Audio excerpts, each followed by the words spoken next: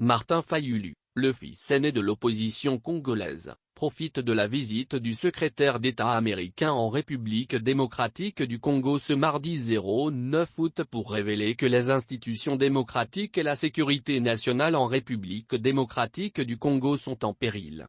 Il l'a fait savoir dans un message sur son compte Twitter officiel.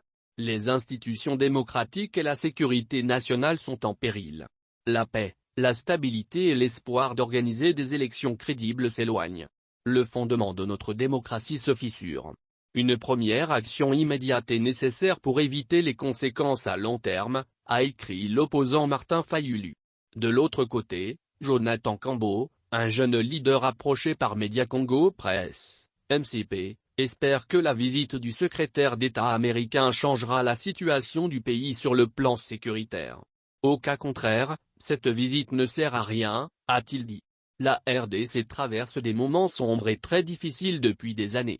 Les visites des différentes personnalités n'y ont jamais apporté le changement souhaité jusqu'à ce jour.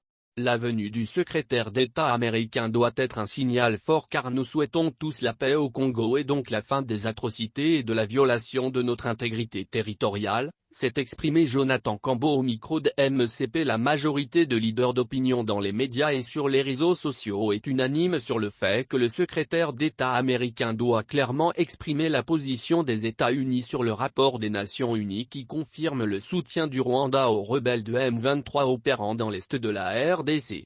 Il s'y est de rappeler que le chef de l'État Félix Tshisekedi va recevoir ce soir au palais présidentiel, le secrétaire d'État américain Anthony Blinken qui arrive à Kinshasa pour une visite officielle.